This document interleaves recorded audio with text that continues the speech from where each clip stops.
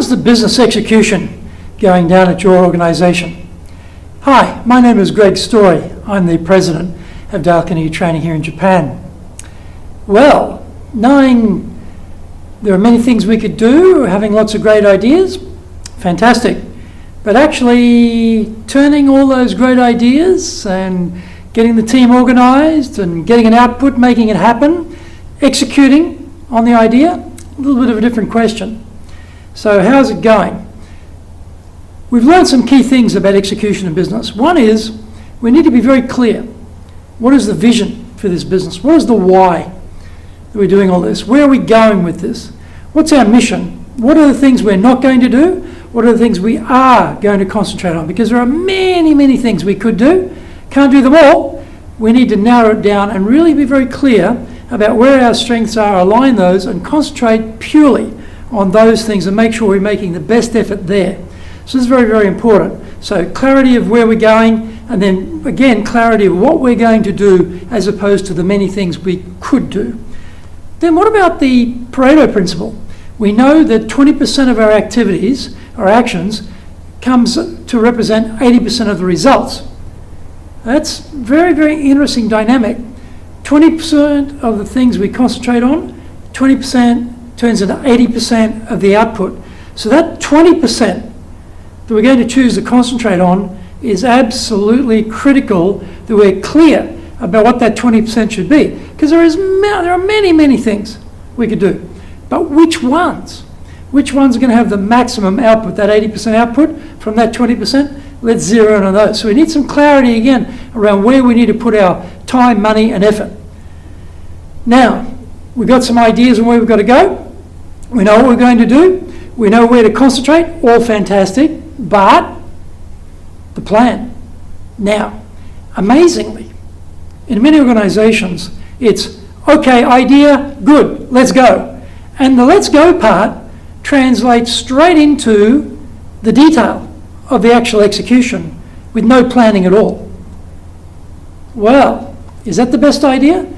I think planning is probably a better idea here, because then you actually know if this is going to work, you've thought through the stages, you've got it all organised, you can get things into sequence, you can make sure that things are integrated. There's a lot of things have to work. It's like those many little cogs moving around intersecting. We've got to get them all lined up for an output. So rather than just jumping in for the detail, minute detail of the actual execution piece, why don't we think through the planning part before we get going? Planning isn't that difficult. Well, where are we now? What's the as is? What's the should be? Where do we want to go with this? What's the end objective? How will we know if we've succeeded? What are some goals? What are some goals we're going to set? And what are some action steps from those goals? Okay, there's the goal. Then what's the action step? And what's the timeline? What's the timeline for that goal? And then what's the quality we need to be executing at? And who's responsible? Who's responsible for that? And then how do we know if we succeeded? What's the sort of end point, milestone? How do we measure that? What's the follow-up at the end? That's a process. So if we've got a good planning process, a great idea can be translated into a great outcome if we know what we're doing. So one of the problems, though, is we're very busy, extremely busy, and yet we want to do these extra things, but we can't do them all ourselves. So we need to find the best fit. Who is the best fit for these particular tasks? And as the leaders, we should be only doing the things that really we do best, the things that actually only we can do. Everything else, where possible, we should be delegating that. Now, the problem is most people don't like doing delegation because it doesn't work. Well, it doesn't work if you do it in a very inefficient, ineffective way. If you know what you're doing with delegation, then it will work.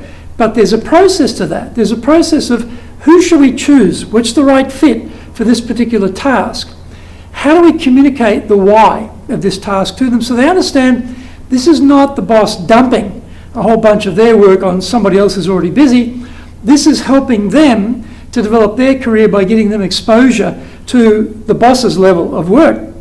And the boss is then time freed up to concentrate on what only they are going to be really required to concentrate on, which is the things only they can do.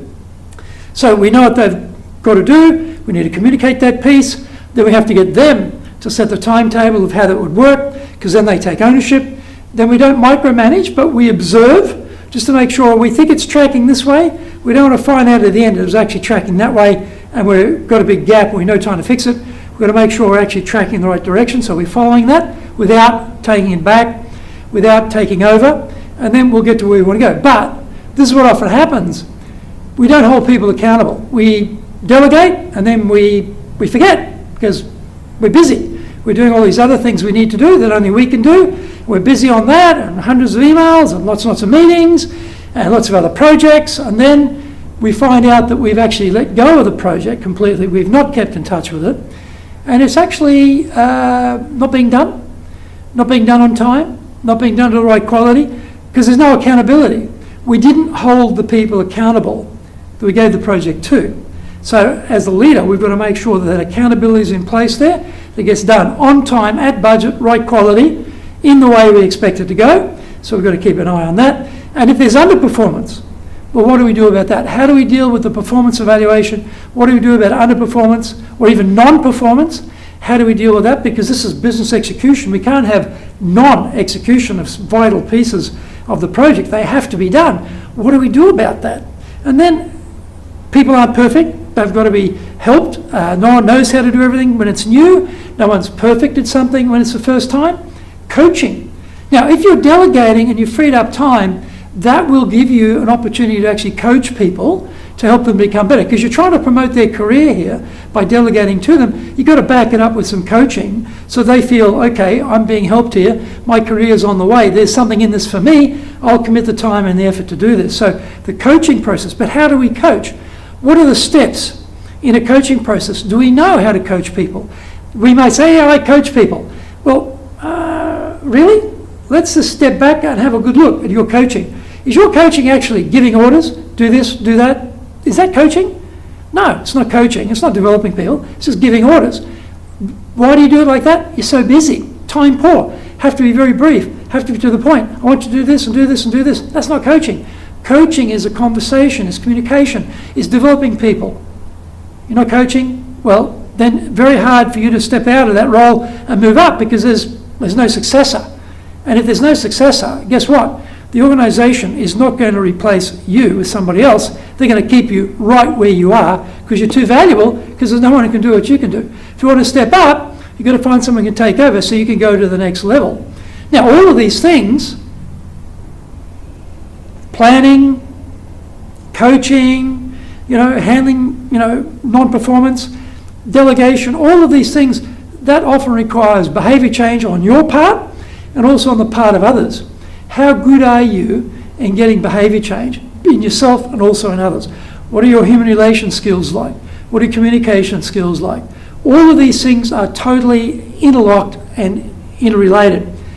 It's like you touch one part, you touch the whole thing. You've got to get the whole thing going as an ecosystem. Does this sound complicated? Does this sound hard? Yes, it is. That's why there's such poor execution in organisations for new directions and new ideas and new strategies. It doesn't seem to work very well. It doesn't flow very well because it is complicated.